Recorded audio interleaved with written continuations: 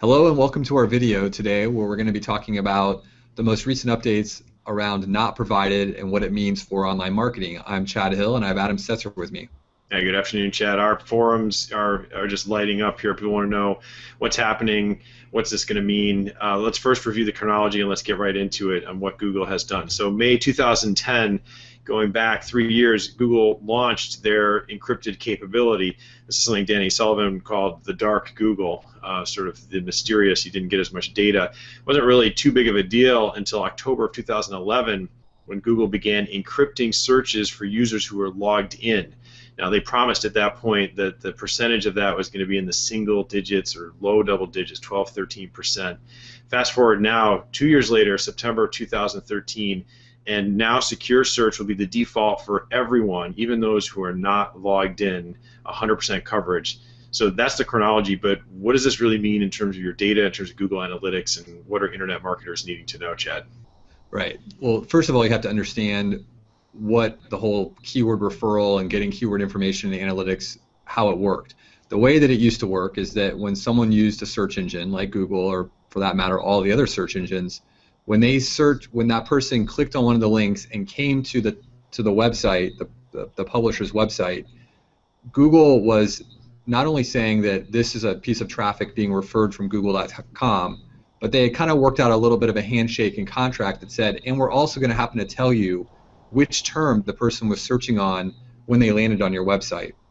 And this was very important for marketers because it allowed them to know what keywords were referring them traffic, what keywords were converting on their websites, and where there might be opportunities for improving their website to better convert the traffic that the search engines were referring. So it's a big deal because now we're a little bit more in the dark about how traffic is finding us and what they're looking for when they get to our website. Now, today, this is with where we are today. It was basically, I think, it reached a 75% all-time kind of high recently in terms of the amount of traffic that was not provided. But we have some stats here from notprovidedcount.com that show that they're projecting that by December 11th, 2013, so this year, there will be no keyword referral data. So we have a little bit of time left as they roll out this change, but it's going to hit pretty hard and very quickly. Right, and so I think that we can talk about the ethics of this, and has Google broken a unspoken contract with webmasters? And I know Rand over at Moz seems to think so. This certainly, in my mind, seems like slightly monopolistic behavior.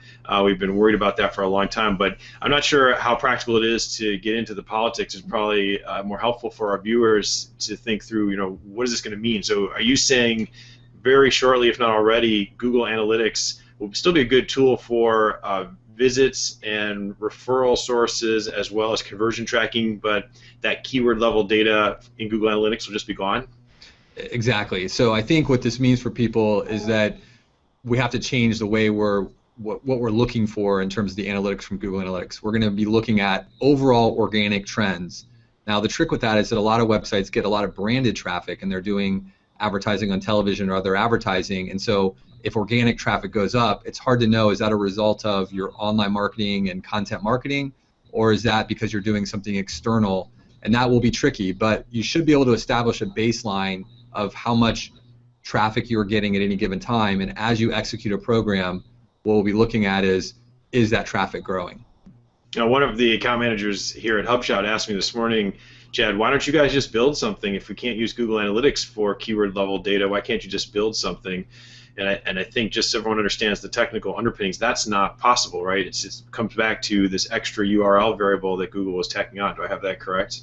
Yeah, absolutely. This is something that, regardless of your analytics platform, essentially Google is no longer in that handshake as they pass the traffic from their search engine to the webmaster's website. They are not passing that information anymore. So you know it's from Google, but you don't really know what keyword from Google it's coming from. All right, so if you're an internet marketer and you've been really pushing keyword rankings as primarily your selling tool and retention tool, and you're doing that on a keyword basis, that's out the window now. And I think this sort of aligns with some of our recent videos on real SEO and content marketing and a focus on leads and conversion. So I think what we should talk about to close this video out is, what are the tools that should take the place if you still need that sizzle and you still need that method to do good account management and customer expectation management, where do you turn now? Right. So I think there's a couple places. I mentioned that total organic traffic growth with some baseline. That's one. The second one that I would look at is as you develop your website and write compelling and interesting content, the idea is that you're going to be getting more referrals to deeper content in your website. So if you look at the number of pages that are getting referrals from Google and the search engines, not just Google, but all search engines, then you're going to be able to know, is my program effectively bringing more traffic to my website? So that's another metric that I think is going to become important.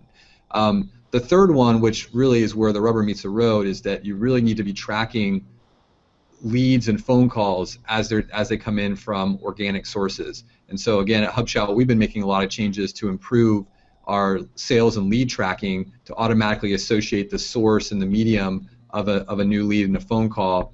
And that's the kind of stuff that I think really is what small businesses and big businesses, for that matter, are looking for, is how many new customers am I getting from my online marketing and my SEO, and this will help them get that. Right, so you hear all these proclamations that, oh, SEO is finally dead. Of course, I generally think those are premature statements, but it is changing, no doubt. And you gave 3 great examples. Focus on just overall organic traffic. Focus on the width of your site, the breadth of your site, and expanding into new keyword spaces, and track who's hitting those pages, which is great data you still can get out of analytics. And lastly, always keep your eye on the prize, which is the leads that are actually coming in, the conversions. Track those phone calls. We know phone calls can be upward of 50% of the conversions. If you don't have a phone tracking number set up, you're shooting yourself in the foot. And I think to close this video out, of course, they are still providing keyword level data in AdWords if you, at the end of the day, just want to pay for the traffic. So I know this is a controversial topic. It's been very hot in our forums. We want to hear your thoughts. Please put in a comment. Let us know what you're thinking. Thanks for joining our video.